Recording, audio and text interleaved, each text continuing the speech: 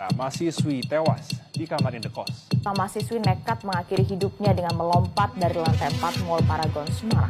Penyebab kematian mahasiswi FISIP Universitas Indonesia yang tewas setelah terjatuh dari lantai 18 apartemen. Saudara, seorang mahasiswi salah satu perguruan tinggi swasta di Kota Makassar, Sulawesi Selatan ditemukan tewas.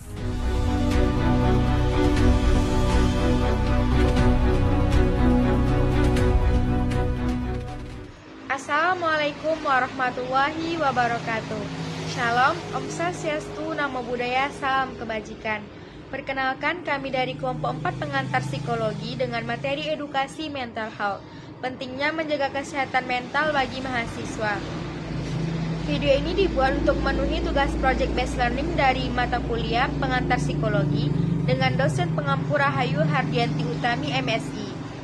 Sebelum kami memberikan materi, izinkan kami memperkenalkan diri terlebih dahulu. Perkenalkan, nama saya Konita Rahmi dengan NIM 24351041 dari program studi Agribisnis. Perkenalkan, nama saya Olia Vanera dengan NIM 24351032 dari prodi Agribisnis. Perkenalkan, nama saya Rahmat Ramadan dari Fakultas Teknik dengan NIM 24338045 dengan jurusan Teknik Mesin NK. Perkenalkan, nama saya Cynthia Dwi Dong Fitri dengan NIM 24351023 dan prodi saya Agribisnis. Perkenalkan, nama saya Muhammad Yusuf Adaha dengan NIM 24338044 prodi Teknik Mesin NK. Alasan kenapa kelompok kami memilih materi edukasi mental health yaitu karena mahasiswa seringkali mendapatkan tekanan baik itu secara akademis, sosial, dan personal signifikan yang dapat berdampak serius pada kesehatan mental mereka. Kurangnya kesadaran dan stigma seputar masalah kesehatan mental seringkali menghambat mahasiswa untuk mencari bantuan. Maka dari itu, program edukasi yang kami berikan ini bertujuan untuk yang pertama, meningkatkan pemahaman mahasiswa tentang aspek kesehatan mental, termasuk tanda-tanda stres, kecemasan, dan juga depresi. Tujuan yang kedua yaitu mengurangi stigma. Mahasiswa mampu menciptakan lingkungan yang lebih terbuka dan sehat, juga mendukung, sehingga mahasiswa tidak ragu lagi untuk berbicara atau mencari bantuan terkait dengan masalah kesehatan mental. Tujuan yang ketiga adalah membekali keterampilan. Dari program edukasi yang diberikan, memberikan strategi praktis dan keterampilan yang efektif untuk mengelola stres dan menjaga kesejahteraan mental. Dan yang terakhir ada mendorong pencarian bantuan. Dari program yang disampaikan, menginformasikan tentang sumber daya dan layanan dukungan kesehatan mental yang tersedia di kampus atau di luar kampus.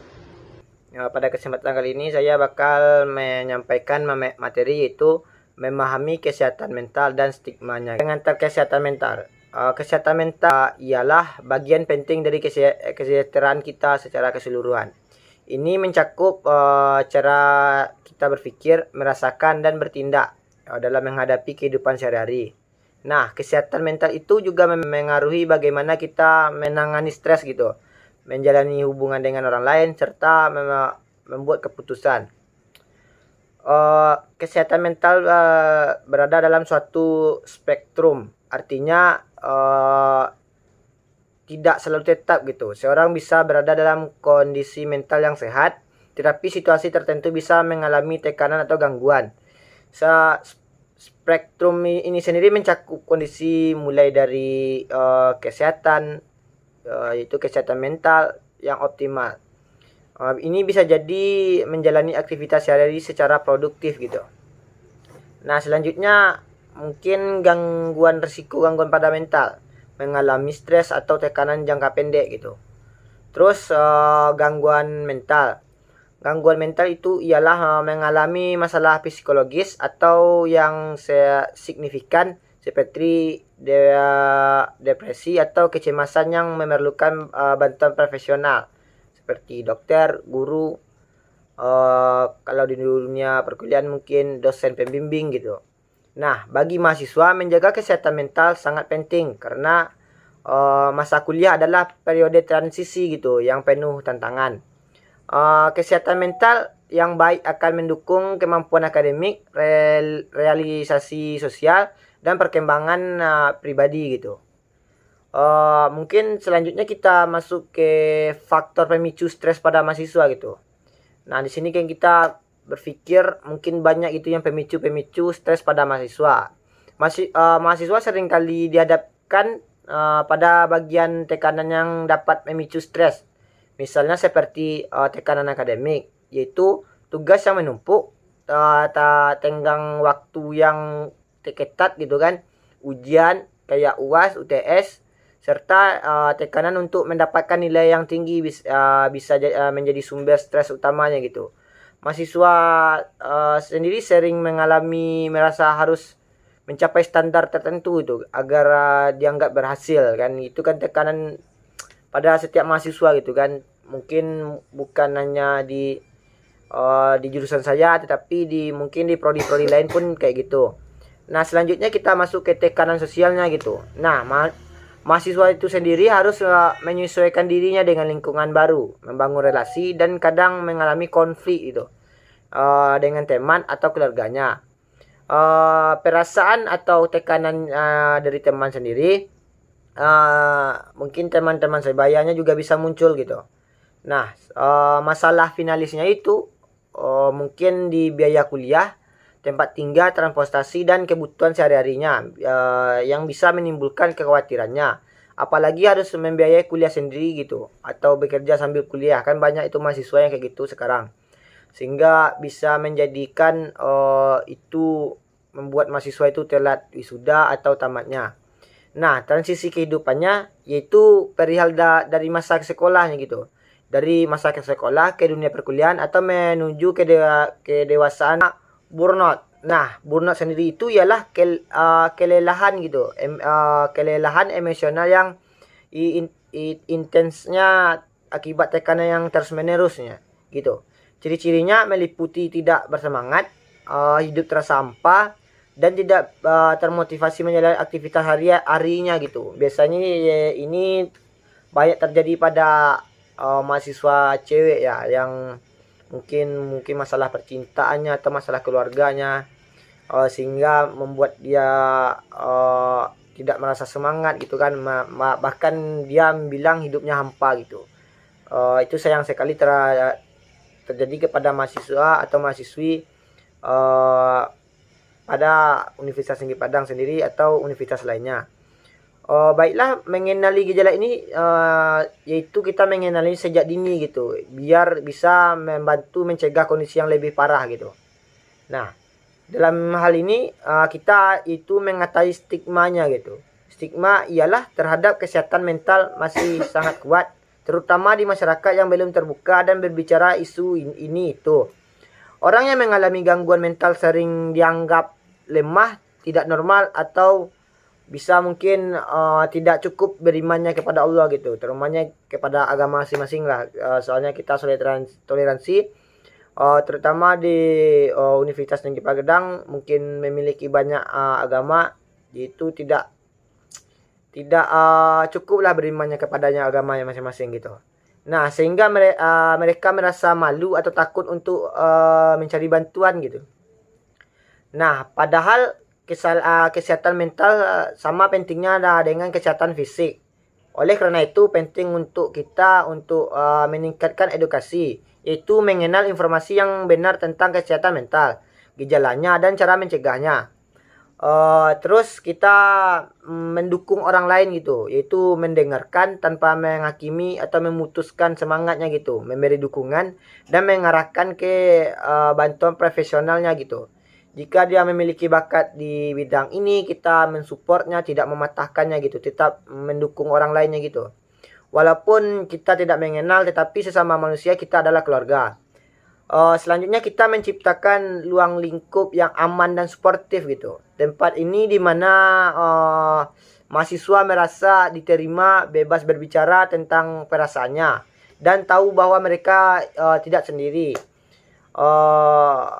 Mungkin kita di sini kan banyak ras, mungkin kan agama berbeda-beda, sehingga kita kadang memandang warna kulit, memandang kecerdasannya, itu tidak berlaku sebenarnya di dunia mahasiswa, karena di mana kita di dunia mahasiswa atau dunia perkuliahan ini kita bisa bebas berbicara gitu tentang perasaan masing-masing. Tidak kayak di dunia masa SMA atau SMP gitu, yang lebih mementingi individu dibanding orang lain. Nah, dengan mengatasi stigma, kita bisa mendorong lebih banyak orang untuk mencari bantuan sosial gitu. Dibutuhkan dan menciptakan komunitas kampus yang lebih sehat secara mental dan emosional. Sepertinya mengikuti organisasi-organisasi, mengikuti BEM atau segala macamnya gitu. Kita sebagai mahasiswa harus tetap semangat gitu, jangan menjadi cuman kuliah pulang, tidak memiliki teman atau pengetahuan lebih luas gitu. Kita sebagai mahasiswa harus memiliki public speaking yang lebih tinggi gitu. Pada kesempatan kali ini saya akan membahas bagaimana cara kita mengelola stres kita, kemudian mengontrol emosional untuk menjaga kesejahteraan emosional kita pada kehidupan sehari-hari. Yang pertama yaitu ada teknik relaksasi, yaitu latihan pernapasan dalam dan relaksasi otot. Kita bahas satu yaitu latihan pernapasan dalam. Teknik ini melibatkan pernapasan diafragma untuk menenangkan sistem saraf dan mengurangi respon stres. Yang kedua itu adalah relaksasi otot progresif. Teknik ini melibatkan pengencangan dan pelepasan kelompok otot yang berbeda secara berurutan di seluruh tubuh. Tujuannya adalah untuk meningkatkan kesadaran akan ketegangan otot dan kemudian belajar melepaskannya, yang pada gilirannya mengurangi ketegangan fisik dan mental. Yang kedua yaitu dengan cara praktik mindfulness, yaitu pengantar mindfulness dan manfaatnya untuk mengurangi stres dan meningkatkan fokus. Kita bahas pengantar mindfulness. Mindfulness adalah praktik memusatkan perhatian pada saat ini tanpa menghakimi. Ini melibatkan pengamatan pikiran, perasaan, dan sensasi tubuh saat muncul, serta kesadaran akan lingkungan sekitar. Manfaat dari praktik ini yaitu mengurangi tingkat stres, kecemasan, depresi. Kemudian selain itu mindfulness dapat meningkatkan kemampuan fokus, konsentrasi, dan regulasi emosi. Kemudian pada praktik yang ketiga, yang C, yaitu manajemen waktu dan prioritas. Strategi praktis ini bermanfaat mengelola beban akademik dan menghindari prokrastinasi. Dengan cara yaitu manajemen waktu, ini melibatkan perencanaan dan pengorganisasian bagaimana seseorang menghabiskan waktu untuk mencapai tujuan. Strategi umum meliputi penetapan tujuan, membuat daftar tugas, menjadwalkan untuk belajar dan istirahat, serta menghindari gangguan. Kemudian yang kedua itu ada manajemen prioritas. Ini melibatkan penentuan tugas mana yang penting dan harus diselesaikan terlebih dahulu. Teknik ini digunakan untuk membantu memprioritaskan tugas kita yang mana yang duluan yang akan kita dahulukan. Kemudian ada menghindari prokrastinasi, yaitu kita membahas penyebab prokrastinasi dan strategi untuk mengatasinya. Seperti memecah tugas besar menjadi bagian-bagian kecil, menetapkan tenggat waktu yang realistis, dan menghilangkan gangguan. Yang ketiga yaitu ada teknik yang D, yaitu pentingnya tidur, nutrisi, dan aktivitas fisik. Hubungan antara gaya hidup sehat dan kesehatan mental. Seperti tidur, materi ini akan menjelaskan bagaimana kualitas dan kuantitas tidur yang cukup untuk mempengaruhi fungsi kognitif, suasana hati, dan kemampuan tubuh untuk mengatasi stres. Yang kedua yaitu ada nutrisi, merupakan peran makanan yang seimbang dan dalam mendukung kesehatan otak dan mental. Ini mencakup pentingnya mikronutrien dan makronutrien, bagaimana pola makan dapat mempengaruhi tingkat energi dan suasana hati. Yang ketiga yaitu ada aktivitas fisik.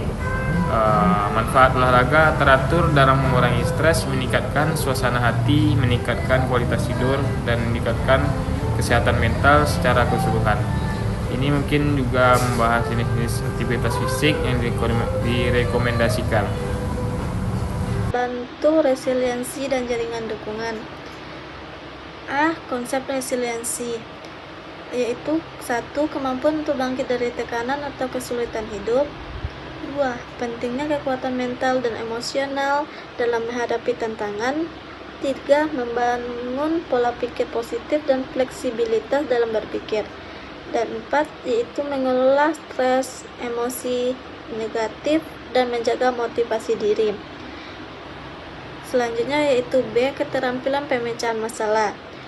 1. Mengidentifikasi masalah secara tepat. 2. Mencari tahu penyebab utama atau akar masalah. 3. Mengembangkan beberapa solusi alternatif. 4. Mengevaluasi pilihan dan memilih solusi terbaik.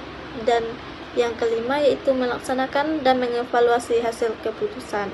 Dan selanjutnya yaitu C. Membangun jaringan dukungan. 1. Memiliki orang-orang terpercaya seperti keluarga, teman, atau mentor. 2. Dukungan sosial mampu mengurangi stres dan memberikan perspektif baru. 3. Cara membangun hubungan yang sehat dan saling mendukung. Dan yang keempat, menjaga komunikasi terbuka dan empati dalam hubungan sosial. Yang terakhir yaitu komunikasi efektif dan asertif. 1. Menyampaikan perasaan dan kebutuhan secara jujur, sopan, dan jelas. Yang kedua, perbedaan komunikasi pasif, agresif, dan asertif. Yang ketiga yaitu teknik komunikasi asertif yang menggunakan saya, kontak mata, bahasa tubuh yang tepat. Dan yang terakhir yaitu membangun rasa percaya diri saat berinteraksi dengan orang lain. Mengenali kebutuhan dan mencari bantuan profesional. Pada materi ini terdapat beberapa poin, yaitu yang A, kapan harus mencari bantuan profesional itu. Materi ini membahas tentang kapan seseorang perlu mencari bantuan dari profesional kesehatan mental.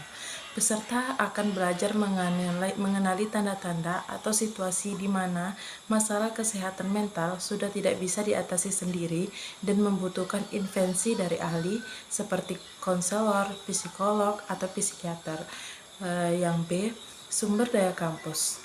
Materi ini memberikan informasi tentang bagaimana layanan yang tersedia di kampus, seperti layanan konseling, pusat kesehatan, organisasi mahasiswa yang relevan.